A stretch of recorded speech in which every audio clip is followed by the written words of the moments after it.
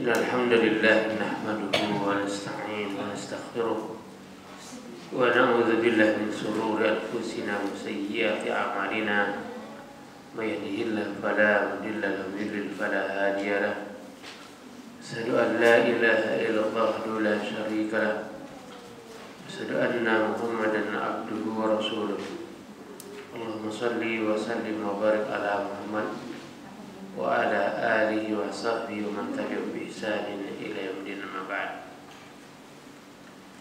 إخوان في الله أعزني الله وإياكم أجمعين. فقال الله تعالى يا أيها الذين آمنوا اتقوا الله حق تقاته ولا تموتن إلا وأنتم مسلمون. يا أيها الذين آمنوا اتقوا الله وقولوا قولا سديدا يصلح لكم أعمالكم ويغفر لكم ذنوبكم ومن يطع الله ورسوله فقد فاز فوزا عظيما. وقال نبينا محمد صلى الله عليه وسلم وأعلم فإن أصدق الحديث كتاب الله وخير الهدي هدي محمد صلى الله عليه وسلم وشر الأمور محدثاتها إن كل محدثة بدعة وكل بدعة ضلالة وكل ضلالة في النار. Alhamdulillah azanillah wa ikum ajma'in. Alhamdulillah pada kesempatan malam hari ini kita dapat bermuajah kembali di majelis yang mulia ini. Semoga niat ikhlas yang telah mengantarkan kita untuk hadir di majelis ini dicatat oleh Allah Subhanahu wa taala sebagai satu kebaikan di sisinya.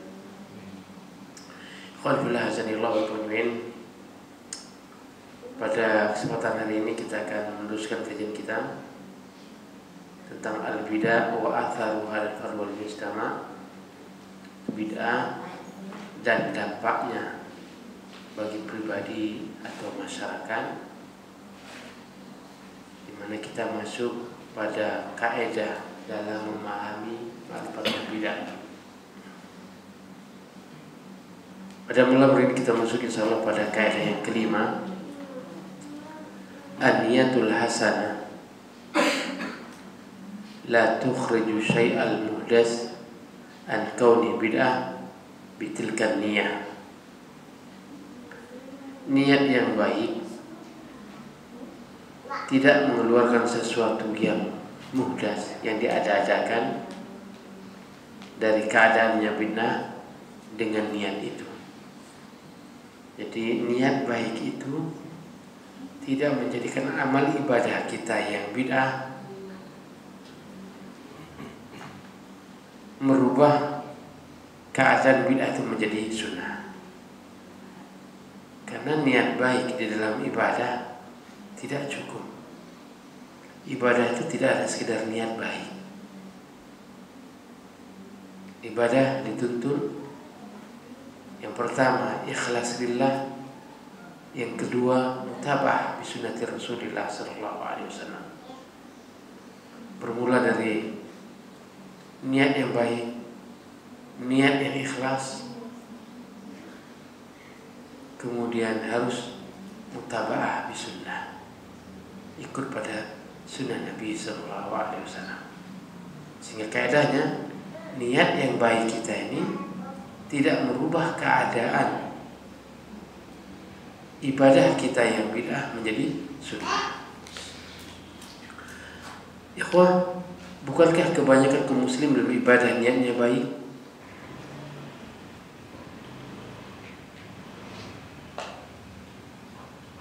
Sebagaimana ucapan terkala Abdurrahman bin Auf menghadapi para sahabat terkala mereka menghitung zikir dengan dihitung dengan batu. Subhanallah, subhanallah, sabahu, kemudian dihitung dengan batu. Halilu, tahlilah kalian, kemudian itu lagi pergi batu. Abdurrahman, bukankah bekas para sahabat masih ada? Artinya masih ada bekas-bekas, artinya mereka belum saja lama telah meninggal, baru saja mereka meninggal.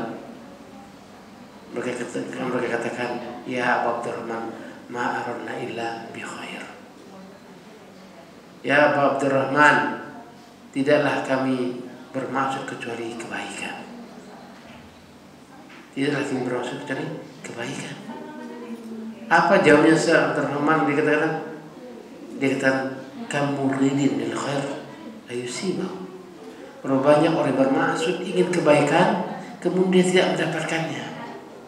Niatnya bagus, tapi lantaran tidak tiba kepada sunnah Nabi Sallallahu Alaihi Wasallam, kemudian amalnya tertolak. Niatnya bagus.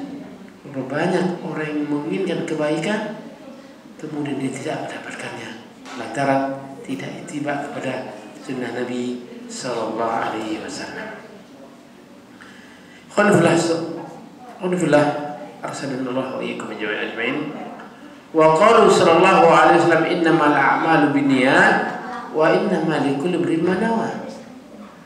Adapun ucapan Nabi sallallahu alaihi wasallam, sesungguhnya amal itu tergantung niatnya, dan setiap orang tergantung apa yang ia niatkan.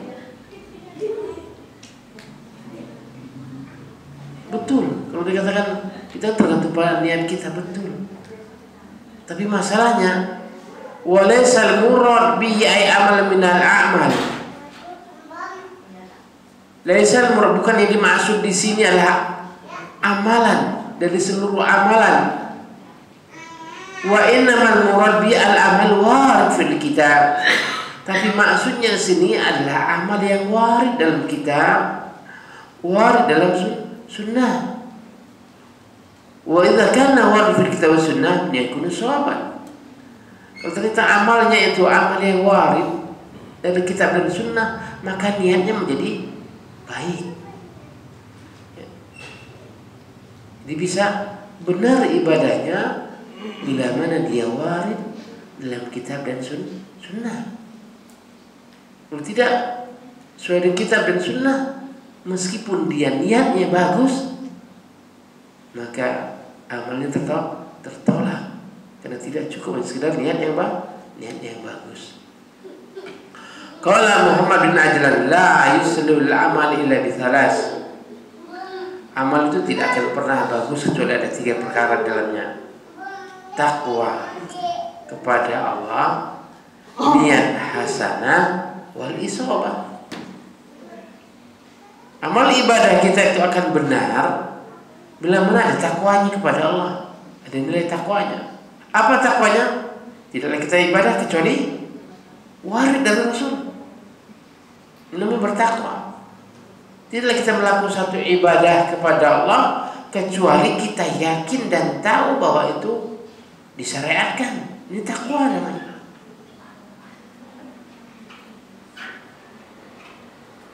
Ini yang pertama. Yang kedua, niat yang bagus. Setelah dia lulus al-isabah. Isabah ini adalah benar apa yang kita lakukan, bahwa ibadah itu adalah warid dari Rasulullah Sallallahu Alaihi Wasallam. Jadi ada 3 perkara. Amal itu tidak akan pernah baik kecuali 3 perkara itu ada dalamnya. Pertama takwa, kedua niat yang baik, baru isabah, benar ibadah yang kita lakukan. Qanfillah azanillah wa iyyakum ajma'in. Wajah dari Sa'id bin Musayyib rahimahullah, an-ra'a rajulan yukarrir ruku' ba'da tulul fajr. Jadi saya melihat ada seseorang setelah azan subuh berulang-ulang sholat lagi 2 rakaat, sholat lagi 2 rakaat. Dilarang oleh Ibnu Mas'ud. Kenapa? Tidak boleh kita sholat setelah fajar, setelah terbitnya fajar, sholat sunnah fajar. Tidak boleh lagi sholat lebih dari 2 rakaat, tidak boleh. Ini orang terus sholat lagi, selesai sholat lagi, dilarang. Tidak boleh. Rasulullah melarang, tidak boleh sholat sunnah fajar ya setelah kita melaksanakan 2 rakaat. Sholat mutlak, sholat lagi sambil menunggu imam ya. Beda waktu yang lain. Ya, boleh kita sholat mutlak sambil menunggu imam, boleh. Ya. Tetapi setelah sholat fajar nggak boleh. Kemudian faqal ya Aba Muhammad ayu'adzibuni Allah ala sholat.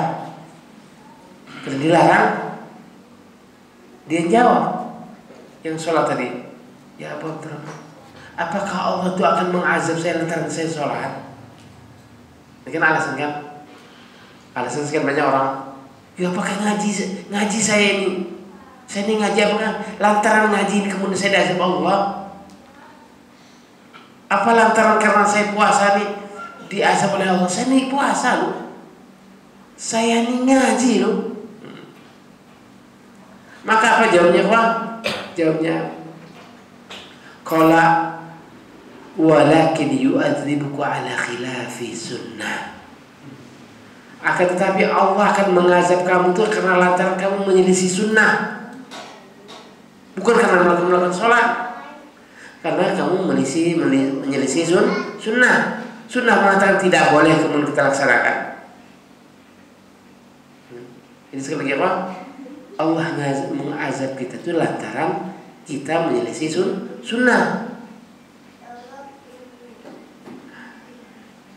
Qala Al-Albani wa hadza min badai ajwibah Sa'id bin Musayyab. Ini jawaban yang sangat bagus Sa'id bin Musayyab rahimahullah taala, wa wasilahul qawiyyun al-mubtadi'ah. Ini adalah senjata yang sangat kuat untuk orang-orang ahli bid'ah alladzi yastahsinuna katsir minal bid'ah, di mana mereka menganggap baik satu perbuatan bid'ah dengan nama inna zikir wa salat. Jadi salat kok, zikir dosa. Salat dosa. Bukan zikir dan salat dosa, tapi kamu menyelisih sunnah. Khulfillah azalillah wa iyyakum ajma'in. Tanbih. Hal yujarul jahil an bid'ati idza kana qasdu wa niyatu hasanah? Apakah orang yang jahil terhadap kebid'ahannya, dia nggak tahu jahil? Idza kana qasdu wa niyatu hasanah, apabila maksud dan niatnya baik, apa dia berdosa? Atau apakah dia diberi pahala? Bid'ah maksudnya baik tapi dia jahil. Walam yakun ya'lamu hukum, dan dia belum tahu hukumnya. Qala Syekh Utsaimin mengatakan inna bid'ah syarrun walau hasuna qasdu fa'iliha. Seluruh bid'ah itu adalah kejelekan yang paling jelek meskipun pelakunya berniat bagus. Wa ya'thimu in kana 'aliman annaha bid'ah, maka berdosa kalau dia tahu itulah bid'ah dia laksanakan, maka dia berdosa. Walau husna qasd, meskipun bagus niatnya, dia annahu aqdam al ma'siyah, karena dia lebih ketimbang perbuatan maksiat. Sebagaimana kama yujizul qalbu wal khis wa yadaiya annahu maslahat, sebagaimana boleh berdusta wa yadaiya, dan dia mengaku bahwa itu maslahat karena ada maslahatnya, dia dusta. Tetapi perkara ini lebih ketimbang maksiat. Perbuatan itu bedakan lebih ketimbang maksiat. Amalau karena jahilan, adapun kalau dia jahil, layak sih. Kalau dia jahil, dia nggak berdosa karena dia jahil. Dia najamil ma'asi la yasbiya illa ma'al ilmi, karena seluruh maksiat dia tidak akan berdosa karena kecuali disertailah ilmunya. Kalau dia tidak punya ilmu kemudian melakukan perbuatan bid'ah, dosa dia. Dulu kita melakukan bid'ah, nggak tahu ilmunya, maka tidak dikategorikan dosa tatkala kita nggak tahu ilmunya, meskipun kita tahu bahwa itu adalah sejelek-jelek perbuatan. Wa qad yusabu ala husni qasdihi. Kadang-kadang Karena niat bagusnya kemudian diberikan pahala. Karena niat bagus tadi, niat bagus, orang jahil, niatnya bagus, dia punya niat. Modalnya sekedar niat. Bisa jadi hanya karena niat bagusnya dia dapat pahala. Beda dengan tadi orang bid'ah, ya. Niat yang bagus, dia tahu itu kebid'ahan, kemudian lakukan. Niat bagusnya tidak bermanfaat sedikit pun di hadapan Allah Subhanahu wa taala. Karena dia punya ilmu. Qanfillah azanillah wa iyyakum ajma'in.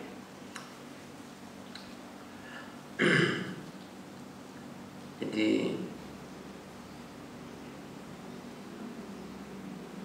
Nabi sallallahu alaihi wasallam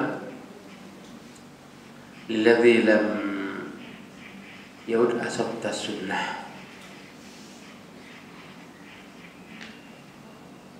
Nabi sallallahu alaihi wasallam kepada orang yang tidak mengulangi pendekatan asabta sunnah, sungguh kau telah telah benar dalam melaksanakan sunnah. Qanfillah azanillah wa iyyakum itu kaidah yang kelima. Sekali lagi kelima tadi, niat yang bagus dalam melaksanakan perbuatan bid'ah tidak merubah kebid'ahannya menjadi sunnah. Sekarang kaidah yang keenam. Kaidah yang keenam, suyu ibadatil ma' wa intisharuha bainan nas la yadullu dzalika ala mas'uliyati illa bidalil. Tersebar satu ibadah. Ada satu ibadah yang tersebar di mana-mana, itu betul ibadah. Dan masyarakat tahu, dan para manusia tahu kita. Ini ibadah apa ini? Itu ibadah yang tersebar di tengah-tengah manusia, tidak menunjukkan bahwa itu disyariatkan kecuali harus punya dalil. Nggak boleh kita mengatakan, ya kita umum dilaksanakan manusia kok. Umum. Meskipun tersebar di kalangan manusia, tetapi untuk mengatakan perbuatan itu adalah ibadah, harus pakai dalil.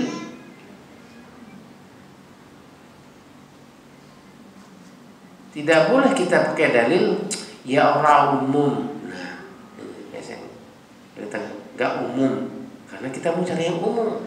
Yang ini nggak umum. Yang umum yang dipakai kebanyakan orang. Nah, ini harus butuh dalil bila itu dikatakan syariat. Jadi kita dikatakan ibadah, jadi masuk disyariatkan, butuh dalil. Nah, ikhwan, kita lihat penjelasannya. Kathratu fi'lin nas li'ibadat ma la yadullu dzalika ala mas'uliyati tilka ibadah. Lidal ibadah la tu'khadhu min kasr amal nas. Banyaknya perbuatan manusia dalam melakukan ibadah tidak menunjukkan bahwa hal itu adalah syariat. Karena ibadah tidaklah diambil karena banyaknya amal manusia. Ibadah tidak diambil karena banyak dilakukan manusia, bukan. Wa innama tu'khadhu min dalil kitab wa sunnah. Tapi diambilnya dari dalil Alkitab dan Sunnah.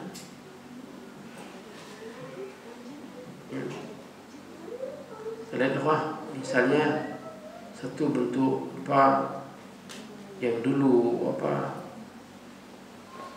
pernah ramai kita dengan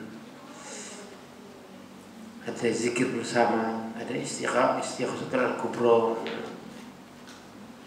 Ma'ruf dilakukan oleh manusia, dikenal oleh manusia.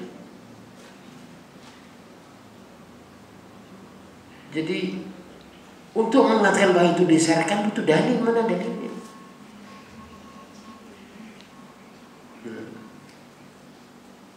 Jadi kita dituntut hati-hati untuk mengatakan bahwa ini syariat, jangan sampai kita tanpa dalil. Karena nanti kita bertanggung jawab di hadapan Allah. Apalagi kita sebagai promotor dalam ibadah tersebut, bertanggung jawab kita di hadapan Allah. Maka sebelum sesuatunya kita betul harus meyakini bahwa itu benar dan Rasul. Hari ini insya Allah ya Allah, setiap pagi, setiap maghrib, terkadang itu asal bunyi. Secara masih gak masalah ya ada pada ilmu kita. Tapi terkadang asal bunyi. Kemudian kita tahu bahwa itu adalah dhaif hadisnya. Tahu itu kemungkaran, tidak kita ingkari, dosa juga ya Allah. Akhirnya serba salah juga. Karena dalam menyampaikan agama itu tidak hanya sekedar niat bagus, tidak hanya sekedar modal berani, tapi harus yakin yang kita sampaikan itu ada dasarnya. Bukankah jauh sebelumnya Nabi sallallahu alaihi wasallam menyampaikan kepada kita, "Man kadzdzaba muta'ammidan falyatabawwa' maq'adahu minan nar." Barang siapa berdusta atas namaku, insyaallah mengatakan ini kata Nabi. Sudah kau baca belum dari hadis Nabi yang sahih? Benar nggak? Betul kamu pernah lihat kitabnya, atau kamu pernah dengar dari orang terpercaya bahwa hadis itu sahih, kemudian kamu sampaikan juga? Kalau enggak, resikonya kan harus siap-siap tempat duduk di neraka. Tapi masalah kita ingatkan malah kita diserang. Kita ingatkan malah kita diserang. Berapa tuh? Sampaikan sebentuk ingkar mungkar, kemudian menjadi bumerang bagi kita. Tapi tetap saja ya Pak, ingkar mungkar harus ada perhitungan. Kalau memang diingkari ternyata redup hilang, alhamdulillah. Kalau diingkari malah menjadi-jadi di mana-mana kemudian terjadi, malah ingkarinya justru kita haram dalam melakukannya. Qul fil hasani wa iyyakum ajmain. Wah, kata Imam Turtusi rahimahullah dalam kitabnya Al-Hawadits wal Bidah, suyu'atul fi'li la tadullu ala jawazihi. Tersebarnya satu perbuatan ibadah tidak menunjukkan bahwa ibadah itu dibolehkan. Bil kalam ala fariq min al-ammah wa al-taqlid, dalam ucapan pada kelompok orang yang awam dan ahli taklid. Qalu, mereka katakan, inna hadza amrun sa'iun dha'im fi aqalib ahli al-Islam wa akthar ahli al-ard. Apa jawab mereka? Perkara ini satu perkara yang tersebar di negeri Islam, tersebar oleh penduduk bumi melakukan begini. Fal jawab, kita jawab, suyu'atul fi'li wa intisar laidul ala jawazi. Tersebarnya perbuatan ibadah dan dikenal banyak orang tidak menunjukkan bahwa ibadah itu dibolehkan. Kama anna katmahu laidul alam, sebagaimana menyembunyikannya tidak menunjukkan bahwa itu menghalanginya. Khalfillah azanillah wa iyyakum ajmain. Jadi banyak sekali ibadah-ibadah yang tersebar terlebih dahulu, kemudian setelah itu mencari-cari dalil untuk pembenaran. Bukan cari dalil dulu baru ibadah. Ini ciri ahli bidah. Ibadah dulu, ikut ibadah dulu, baru nanti cari dalil, cari pembenaran. Ya. Kalau ahli sunnah tidak begitu. Ahli sunnah tidak ibadah kecuali telah sampainya padanya dalil.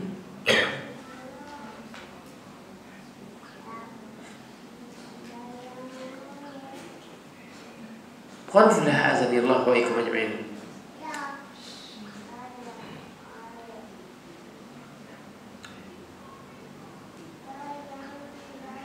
Kemudian Abu Darda, ada ucapan Abu Darda, idza qala ala Ummu Darda, kalau ada tatkala dia masuk pada Ummu Darda mukhdiban, dalam keadaan marah. Faqalat lahu, kemudian istrinya bertanya kepadanya, "Malak? Ada urusan apa kamu ini?" Faqala wallahi ma a'rifu fi shay'an min amri Muhammad yusallun jami'an fa innahu lam yabqa fihi min sunnah illa salat bil jamaah. Kata Abu Darda bicara pada istrinya, aku tidak tahu sesuatu dari amri Muhammad yang ada pada diri mereka. Enggak ada. Aku tidak melihat ada sunnah pada diri mereka. Illa annahum yusallun jami'an, kecuali mereka itu sholatnya jamaah. Lam yakun fi min sunnah illa sholat jamaah. Juga tidak tersisa, tidak ada sisa, tidak ada sunnah sedikit pun pada diri mereka kecuali hanya sekadar sholat jamaah. Kaifa la takunu mu'dhamu umur Muhammad muhdatsan? Bagaimana kemudian apa? Bagaimana kemudian perkara menjadi perkara yang mudah yang diadakan. Jadi standarnya dijelaskan satu kebaikan dan sunnah itu bila perilaku mereka itu memang perilaku yang telah dilakukan Muhammad. Enggak pernah melihat apa yang dilakukan mereka. Aku tidak pernah melihat perilaku mereka yang mereka lakukan itu dari perilaku Muhammad. Yang ada hanya sekedar sholat jamaah. Abu Darda, Pak, sahabat, yang kuliah hanya sholat jamaah saja, tidak ada lain. Jadi pernah ada dulu zaman Abu Darda, di situ jamaah yang sedang hanya sholat jamaah saja, dan tidak ada sedikit pun sunnah yang mereka hidupkan pada diri kecuali hanya sholat jamaah. Ia sebelah tunduk kepada Allah Subhanahu wa ta'ala. Tapi kesimpulannya yang berikut ini adalah meskipun perbuatan ibadah itu tersebar, dikenal oleh banyak orang, dilakukan oleh banyak orang, untuk mengatakan bahwa itu perbuatan yang disyariatkan butuh dalil. Yang berikut ikhwan fillah azan wa ikum ajma'in.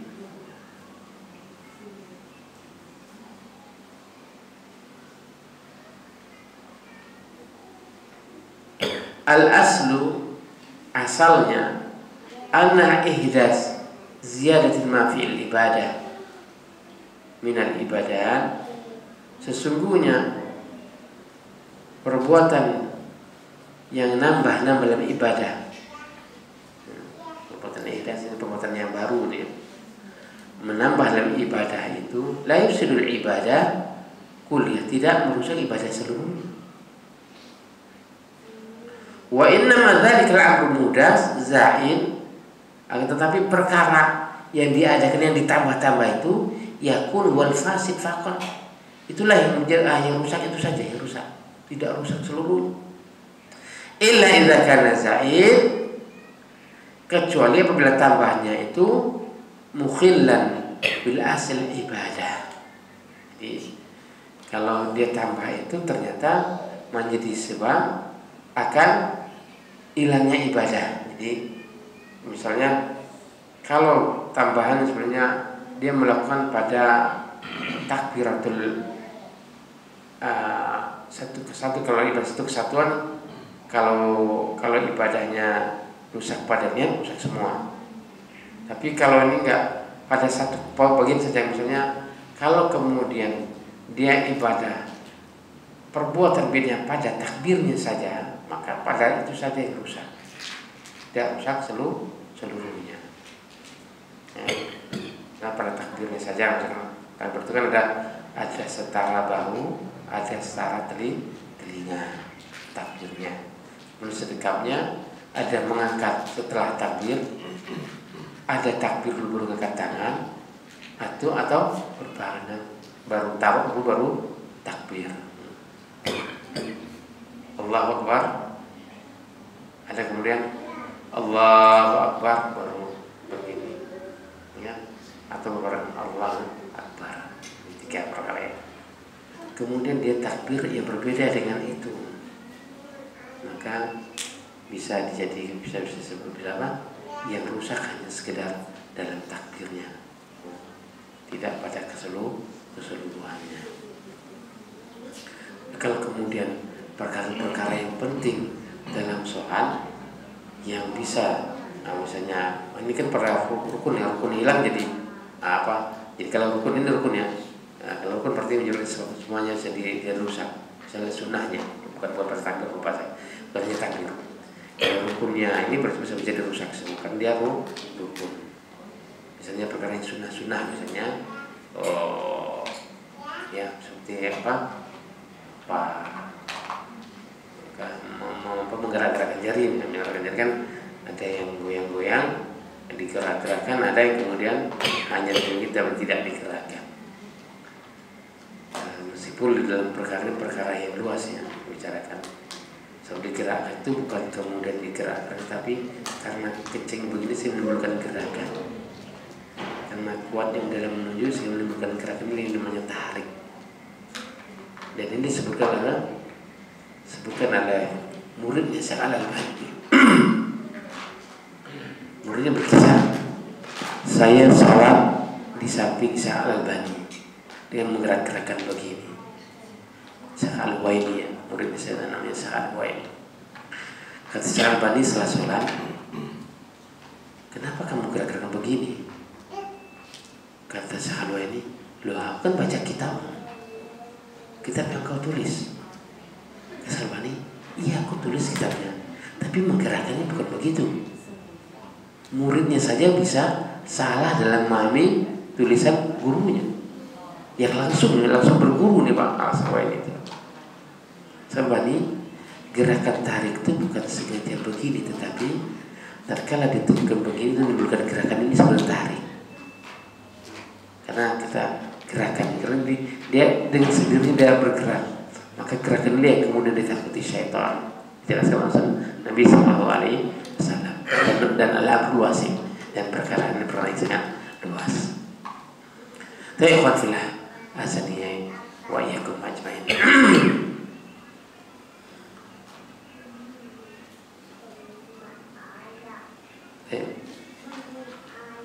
Yang ke-8 ikhwan, al-ibadah allati atlaqaha syari' la yusra' taqyiduha bi zaman aw makan aw sifat aw adat. Ibadah yang mutlak dimutlakkan oleh syariat boleh dilaksanakan. La yusra' taqyiduha, tidak boleh dibatasi dengan zaman atau tempat atau sifat atau adat dan jumlahnya. Ya kan? Ibadah yang sifatnya mutlak tidak boleh kita batasi. Jadi gini, kalau mutlak, sifatnya mutlak, kemudian kita batasi di muqayyad, butuh dalil. Mana dalil batasnya? Kalau dibatasi, kemudian kita itlaqkan sifat yang mutlak, butuh dalil. Sama dengan ini khusus jadi umum menjadi khusus. Ini khusus bagi Nabi itu, butuh dalil. Tentang ini umum bagi umat, enggak, harus butuh dalil. Ini contoh apa? Kuburan. Kata Nabi Sallallahu Alaihi Wasallam, marah Rasulullah bi kuburan. Rasulullah lewat pada 2 kuburan. Kemudian Rasulullah Sallallahu Alaihi Wasallam mengatakan, sungguh 2 kuburan ini diazab oleh Allah. Kemudian Rasulullah Sallallahu Alaihi Wasallam mengambil pohon kurma yang basah, tancapkan di situ, supaya kata Rasulullah Sallallahu Alaihi Wasallam dapat meringankan azabnya. Ini umum apa khusus? Khusus. Karena nyatanya kita tidak bisa melihat apa yang dikubur itu disiksa, kan nggak tahu kita. Maka nggak boleh ikut-ikut mengatakan nancapkan tujuan supaya meringankan azabnya. Nggak ada dalil. Sebab itu khusus bagi Nabi. Mana bukti khususnya? Nabi tahu kalau penghuni kuburnya disiksa. Kalau kita mana tahu? Ya. Jadi ini. Nah, yang tadi khusus jadi umum. Kita enggak ini khusus. Butuh dalil, mana dalilnya? Sama yang tadi ini mutlak. Sifatnya mutlak, boleh dilaksanakan. Kalau kita batasi, misalnya kita ada sholat sudah mutlak, kan kapan saja boleh. Kita batasi dengan waktunya. Ngaji kan mutlak, kapan saja boleh kan? Ngaji kan boleh mutlak, kapan saja boleh. Kita batasi dengan zamannya, sifatnya gini ngajinya, atau zikirnya seperti ini, jumlahnya begini. Zikir kan kapan saja, fazkurullah dzikran katsiran. Zikirlah kalian, zikir yang banyak. Fazkuruni azkurkum. Ingatlah kalian kepada zikir kepada engkau, ingat pada kalian. Sifatnya mutlak, tidak dibatasi oleh Nabi sallallahu alaihi wasallam. Maka karena sifat mutlak ini, tatkala kita batasi dengan apa? Dengan tempatnya. Di tempat ini kita berdoa ini, tempat ini doanya ini. Doa itu sifatnya umum. Gak boleh kita menentukan tempatnya di sini, membatasi tempatnya kecuali dalil. Contoh Nabi sallallahu alaihi wasallam terkala orang misalnya orang haji, terkala naik Safa wal Marwah, doanya ini ada dalilnya. Ya kan? Terus mengatakan bahwa ini doa terkala ini doanya ini, hari Sabtu doanya ini, hari Minggu dari mana?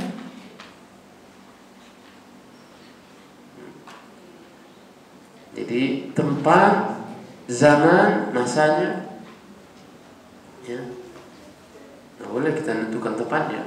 Kita katakan bahwa haji itu adanya di Mekah. Ada haji di Karbala, ada haji di Karachi, atau haji di Bangladesh, haji di India. Tidak boleh.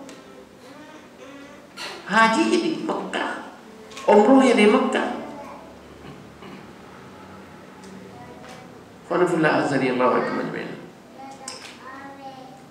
Qala Abu Syamah rahimahullah fil ba'ith 'ala al-inkar bil bidah wal hawadith. Ini kitab. Wala yanbaghi takhsisul ibadah bi awqati lam yukhassis biha syara'.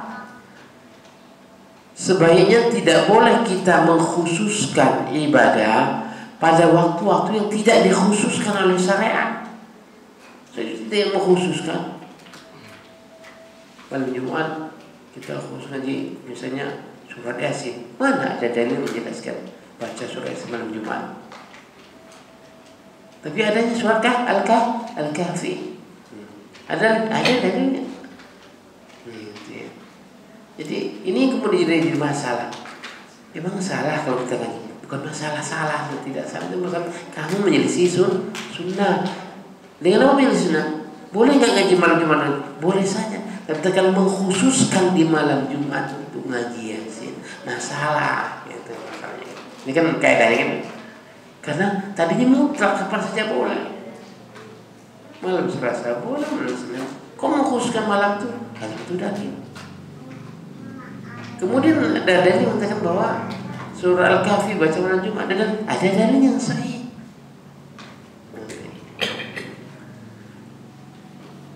Bal takunu jami'a al-bir mursal fi jamil azman.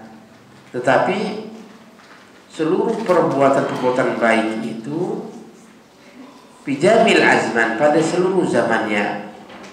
Laisa li ba'diha ala ba'dil fadlun, tidak ada keutamaan pada sebagiannya kecuali ma fadlul syara', kecuali syara' mengatakan ada keutamaannya.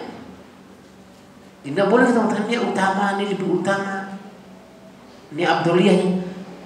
Iya, abdoliyah itu haknya syariat mengatakan abduliyah ini abduliyahnya gini, ini padilahnya, ini padilah syariat.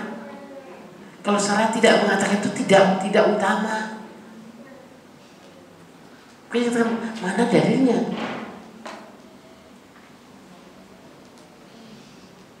Ada kitab fadilah itu ada fadilah sesuai dengan kitab dan sudah kan ada. Nah, itu supaya kita tahu keutamaan itu harus sesuai dengan syariat. Sampai kemudian dalam bahasa Arab namanya khabatul aswa. Khabatul aswa itu ya asal saja, seperti orang pergi di tengah malam, ya kan? Enggak tahu mana ke kanan mana ke kiri. Khabatul aswa. Nah, begitu kita punya arahan. Kita punya tuntunan, yaitu Alkitab wa ibadah, dan mengkhususkan ini, mengkhusus binul ibadah dengan jenis ibadah. Jadi wakhusu dan mengkhususkannya dengan jenis ibadah ini haknya syariat. Fa in kana dzalikal ikhtas bi tilkal fadilah tilkal ibadah duna khairiha. Jadi meskipun artinya fa in kana dzalikal khas, meskipun itu khusus bi tilkal fadilah, keutamaan itu pada ibadah itu dan tidak pada lainnya, seperti puasa Yaumul Arafah ada keutamaannya. Wa Asyura, hari Asyura, asal fi jawfil lail, salat pada pertengahan malam, umrah di Ramadan, wa bil azman majal syara'. Ini sudah keutamaannya disebutkan oleh syariat. Dan pastikan dalil yang menyebutkan adalah sahih dari Rasulullah sallallahu alaihi wasallam. Sallallahu alaihi Muhammad wa ala alihi wa sahbihi wasallam. أشهد أن لا إله إلا الله وحده لا شريك له وأشهد أن محمدا عبده ورسوله اللهم صل وسلم وبارك على محمد وعلى آله وصحبه ومن تبعهم بإحسان إلى يوم الدين أما بعد. Alhamdulillah, azani Allah wa iyyakum ajma'in. Teruskan kaidah yang ke-8, ibadah yang dimutlakan oleh syariat tidak boleh kita batasi dengan zaman atau sifat atau masa atau sifatnya atau adat atau bilangannya. Alhamdulillah. Wa qala al-Albani fi ahkamil janaiz, kata Syekh Al-Albani dalam hukum janaiz, hukum jenazah, kitabnya dalam 306 fi zikri anwa'il bidah, dalam menyebutkan jenis bid'ah. Ya, katakan kullu ibadatin atlaqaha syari, seluruh ibadah yang dimutlakan oleh syariat, wa qayyadaha nas bi ba'dil quyud, kemudian dibatasi oleh manusia dengan batasan-batasan seperti tempat, masa, sifat atau adat, maka ini dibutuhkan dalil. Kata Ibnu Qayyim rahimahullah dalam kitab Ilal Muwaqqid, dia katakan wa ma'lum an la haram illa ma haramullah. Sebagaimana kita ketahui bahwa sungguhnya tidak ada haram kecuali Allah haramkan atau Rasulullah haramkan. Wa la ta'tham illa ma athamallah, tidak ada dosa kecuali yang Allah sebutkan bahwa mereka perbuatan dosa Allah dan Rasulnya. Kama anu la wajib illa ma wajaballah, sebagaimana tidak ada wajib kecuali Allah wajibkan.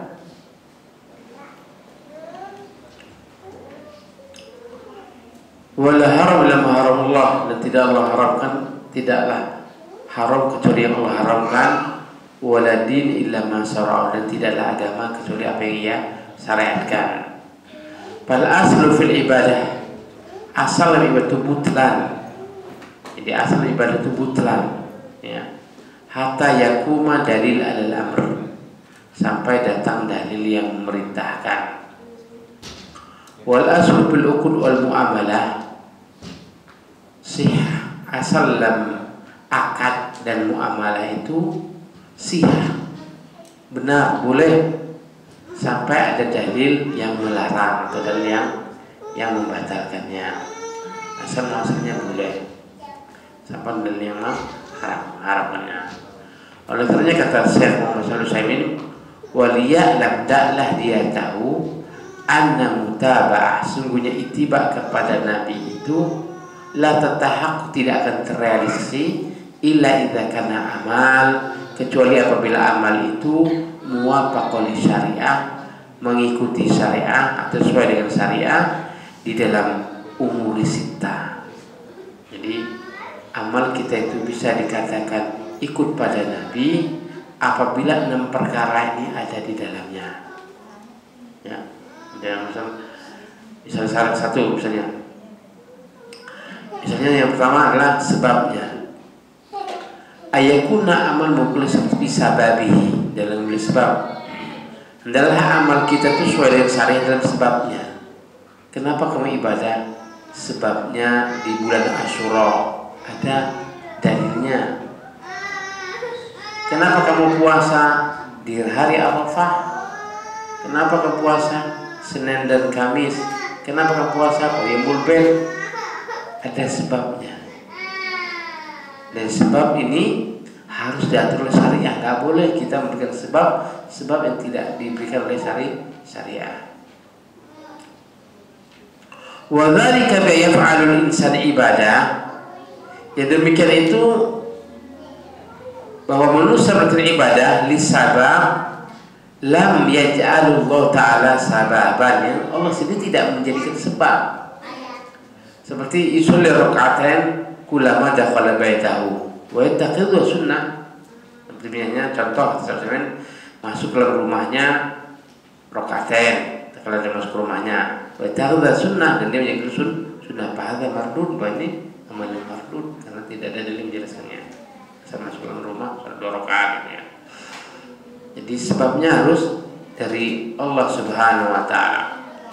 Mana anak ma'ana salat asal masyru', karena asalnya salat itu disyariatkan. Lakin lama korona bisabah, tetap terkala digandingkan dengan sebab yang sebabnya tidak dari Rasulullah, maka meskipun dia sholat, maka sholat tertolak. Bagaimana kita tadi, bukan apakah saya salah kalau saya sholat. Yang salah bagi kamu adalah menyelisih syariah. Ini pertama sebabnya, perhatikan sebabnya. Kedua, ayakuna amal maupun jenis li syariatil jins. Hendaklah amal itu sesuai dengan syariat dan jenisnya, jenis ibadah. Misalnya, andai seseorang ibadah kepada Allah dan ibadah yang tidak disyariatkan jenisnya, maka ibadah itu tertolak. Misalnya seseorang kurban dengan kuda yang mahal dia kurbankan. Jenisnya kan sudah ditentukan hewan kurban itu, kalau nggak sapi, kambing, unta. Kita pernah satu PT yang besar katanya kurban 1000 ekor ayam, tidak disebut kurban. Hewan kurban itu ditetapkan oleh syariat, jenisnya ditetapkan. Kalau kita menetapkan yang tidak pernah ditetapkan syariat, maka amalnya tertolak. Baik. Berikutnya, yang berikutnya kamu kalau serafil qadar. Hendaknya amal kita sesuai dengan syariat tentang hitungannya. Dan dijelaskan kalau wudu itu wudu yang cukup satu-satu, wudu yang sempurna 3-3, wudu yang sempurna. Kemudian kita galaksi 4. Berarti ini kita menentukan bilangannya tidak pernah disebutkan oleh syariah. Syariah mengatakan yang cukup satu-satu, yang sempurna 3 kecuali kepala dan telinga. Begitu dalam bilangan zikir. Zikir dengan katakan 4444 dari mana? Zikir 313 dari mana? Ini mengatakan 313 itu jumlah perang Badar, jumlah sahabat. Ada yang katakan 313 jumlahnya Nabi. Tidak ada. Zikir tidak seperti zikir itu ada yang mutlak, ada yang dibatasi. 100 kali, 10 kali, 33 kali, kan disebutkan oleh syariah. Kita menentukan bilangan sendiri, maka zikir ini jadi tertolak. Yang berikutnya, amal itu harus sesuai dengan syariah dan kaifiatnya, caranya.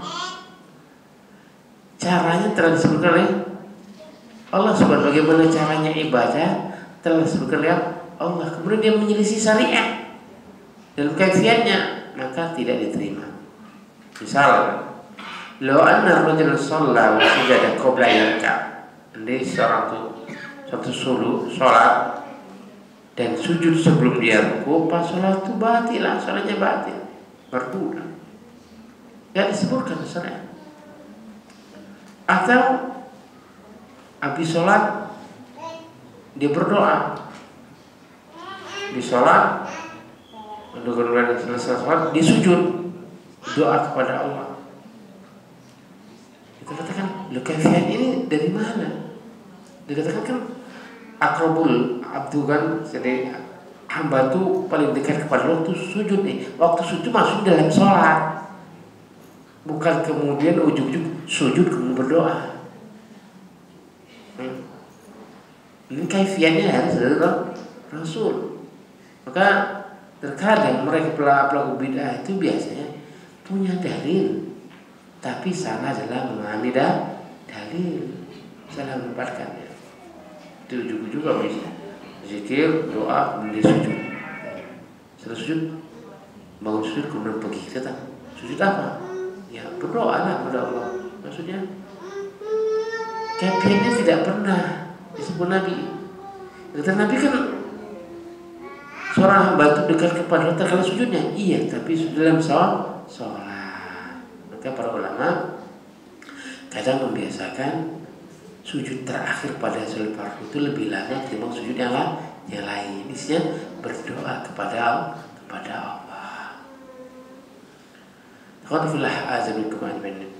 Yang kelima, ayakuna amal mawfuqul syar'i fi zaman. Hendaklah amalnya juga sesuai dengan syariah dalam masa waktunya. Kalau sholat sholatan qabla dukhul waqtiha, andai dia sholat sebelum waktunya, maka sholatnya pas takhir makmul, maka sholatnya tidak diterima. Li'annaha fi zaman khuruf ma hadadu syari'. Karena dia sholat pada waktu yang tidak ditentukan oleh syariat. Syariat menentukan bahwa sholat itu setelah ba'da zawal. Kalau zuhur ba'da zawal baru kemudian sholat. Kalau zuhur masuk waktunya zuhur. Atau apabila bayangannya lebih panjang ketimbang bendanya, maka pada saat itu sudah masuk waktunya asar.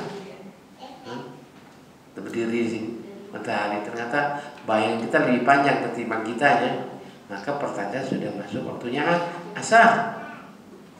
Kalau belum, tidak boleh sholat itu. Mungkin zamannya. Atau haji itu sudah tentukan waktunya. Waktu itu sudah tentukan, haji itu kapan, di mana, kan sudah jelas. Kemudian dia ngambil cepatlah, nggak boleh ya. Kita terdengar dari Allah, terkala jemaah haji itu, terkala dia di Arafah, sementara matahari itu keluar ya, Musdalifah. Sedangkan sunahnya bermalam di Musdalifah, buru-buru dia pertengahan malam keluar, karena ingin cepat pada Mina, dia ingin cepat melempar, belum waktunya.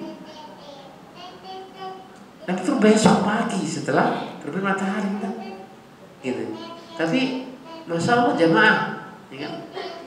Padahal belum masanya belum sampai, masanya ditentukan belum pada waktunya. Tapi karena ngejar target supaya kita tidak berdesak-desakan serta enggak begitu ya Allah. Kemudahan itu dari Allah. Yang kita bayangkan susahnya, ramai kan kemudahan dan mudah susahnya tergantung dari Allah Subhanahu wa ta'ala. Yang terakhir ayakun amal muwafaqul syara' fil makan. Adalah amal kita itu sesuai dengan syara' dalam bentuk tempatnya. Tempat telah tentukan. I'tikaf di masjid. Ya. Haji di Mekah. Kemudian orang i'tikaf di gua mana ada? Gua apalagi di kuburan. I'tikaf ditentukan tempatnya di masjid. Ya. Kita menentukan tempat itu, tempat sudah tentu syariah. Enggak boleh kita menentukan tempatnya kecuali disebutkan oleh syariah. Ikhwan fillah azanil wa iyyakum ajmain. Dalam hal ini 6 syarat ini harus ada dalam ibadah kita agar ibadah kita betul-betul atas sunnah Nabi Muhammad Sallallahu Alaihi Wasallam. Ini dalam kaidah yang 8, insyaallah pada kesempatan lain kita dapat melanjutkan kaidah-kaidah yang lain insyaallah. Sallallahu alaihi Muhammad wa ala alihi wa sahbihi wasallam.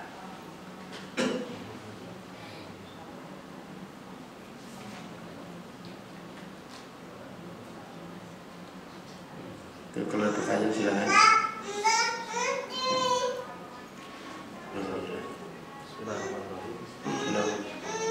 Di awal tadi jelaskan soal praktek yang di luar sunnah yang bisa merusak satu amalan.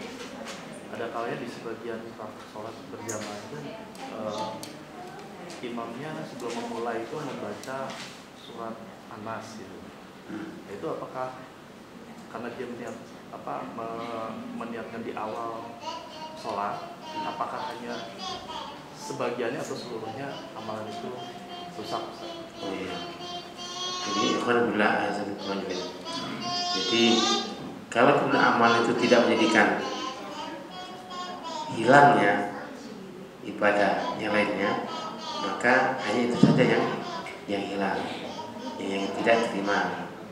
Yang lainnya tetap terima yang atas sunnahnya. Seperti tadi kan terpisah antara baca surat An-Nas dengan takbiratul ihram. Biasanya itu sebelum takbiratul ihram. Maka pada situnya saja tertolak, tidak pada yang lainnya.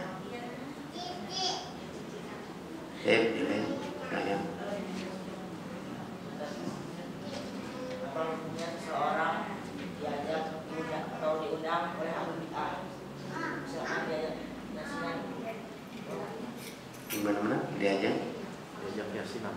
atau mungkin seseorang diundang oleh ahli bid'ah untuk menghadiri acaranya. Oh jadi alhamdulillah azan majmain. Pertama pastikan dulu bahwa kita memahami syariat itu dengan benar, sehingga itu bisa menjadi ibadah bagi kita dalam menolaknya. Jadi sebenarnya misalnya kita diajarkan seperti itu yasinan, sampaikan saja sebenarnya saya juga kepingin seperti kamu, asal ada perintahnya. Kalau ada perintahnya saya mau, tapi kan tidak ada perintahnya, saya mencukupkan diri untuk tidak menghadiri yasinan misalnya kan. Karena ya kan kemudian ada beberapa kaidah begini. Seseorang yang melakukan perbuatan bid'ah itu belum tentu ahli bid'ah. Jadi kita diajak kawan kita tuh belum tentu ahli bid'ah. Pelaku bid'ah itu belum tentu dia ahli bid'ah. Jadi ada celah bagi kita untuk memberikan nasihat, celah bagi kita untuk memberikan misalnya mauizah ya, supaya kita ibadah itu betul-betul di atas yang sunnah.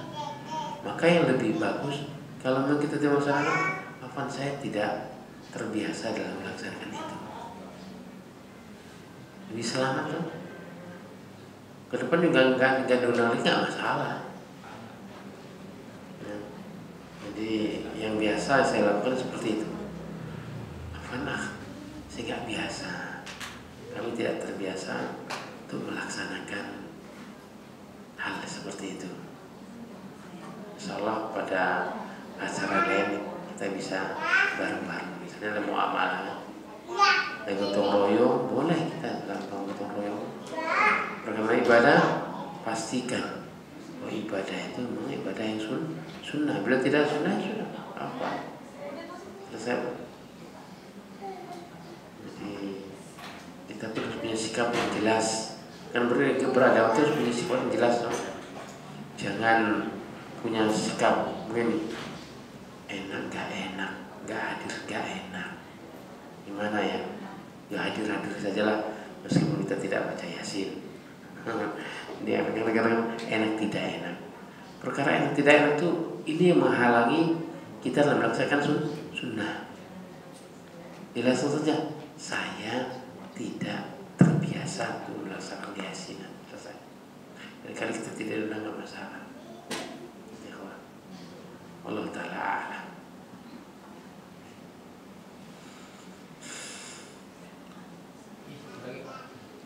Enggak, Pak. Jadi yang saya tanyakan ini Pak, seperti yang Bapak ceritakan tadi itu dengan berzikir dengan bilang batu itu. Iya. Jadi sekarang ini ada pekerjaan yang baru, macam itu baru waktu Nabi Muhammad sudah mulai ada perpecahan. Jadi sekarang ini kebanyakan orang suka sekarang itu masih pakai tasbih. Dalam perjalanan pakai tasbih juga. Katanya menghitung atau bagaimana itu? Saya paham. Tasbih itu bagi orang Arab itu untuk pegangan tangan. Pegangan tangan itu pegangan. Maka saja itu pegang, ini pegang. Bukan khusus untuk zikir. Zikir. Nah sekarang apa kebutuhan kita dengan tasbih? Ya kan? Kalau ternyata zikir itu sifatnya umum, kecuali yang muqayyad. Lebih enak yang tidak dihitung toh, bebas kita. Subhanallah, subhanallah, subhanallah. La ilaha illallah. Lagi kalau yang habis sholat, lebih enak gue jari ya. Subhanallah, subhanallah, subhanallah. Subhanallah, subhanallah, subhanallah. Dan saya lihat mereka dalam tasbih, mau tasbih itu nggak jelas ucapannya. Selesai salatnya. Mainan kita ibadah itu harus serius. Subhanallah, subhanallah, subhanallah. Alhamdulillah, alhamdulillah, alhamdulillah. La ilaha illallah, la ilaha illallah. Satu-satu toh. Jadi itu Pak, jadi lebih baik kita hindari. Nah perkara itu perkara yang akhirnya akan menyelisih sunnah. Adapun nyatanya si pulang maksudnya jangan melihat seperti tadi kita dijelaskan kan itisad di badan mah bahwa tersebarnya ibadah sesuatu ibadah itu tidak menyebabkan sesuatu itu disyariatkan harus butuh dalil. Sekali lagi seperti meskipun ada yang kemudian hanya sebatas ini memakai tasbih boleh, tapi dia zikirnya mutlak. Nanya sholat gitu aja, mutlak. Berapa bilang nggak itu bilangannya. Jadi hanya itu tangan. Rasul itu pegang itu tangan aja, itu pegang tangan. Kecil, muda, perempuan bawa tasbih itu pegang. Yang bagus tasbih itu pegang tangan aja. Cara. Pokoknya tasbih itu jelas itu pegangan tangan. Bukan untuk alat untuk bertasbih. Allah Ta'ala a'lam.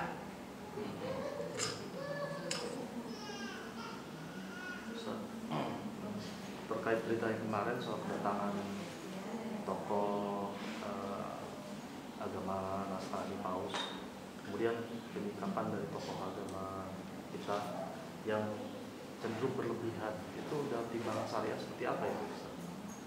Mencium tangan segala macam itu. Alhamdulillah, azanillah wa ikmanuhin.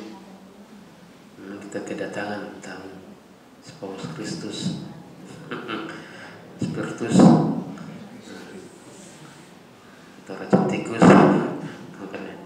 Alhamdulillah, azanikum ajmain.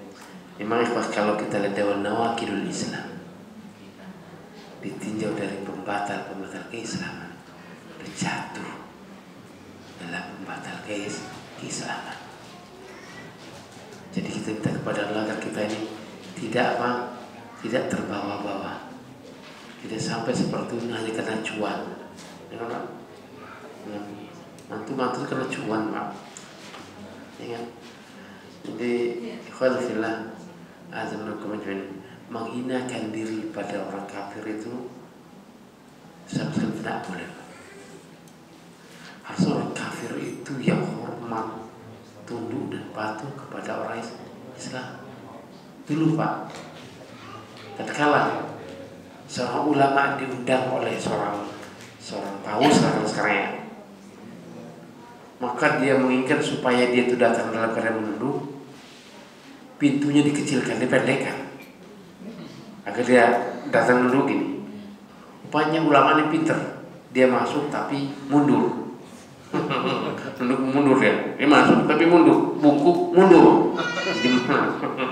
Dia pinter kan, akhirnya tidak mau sama sekali memberikan peluang tunduk kepada orang kafir. Ya. Jadi cerdasnya para ulama. Ini sekarang ini, masya Allah, ya alhamdulillah, kayak masya Allah memberikan apa sih yang memberikan seperti itu, menghinakan Islam. Ya.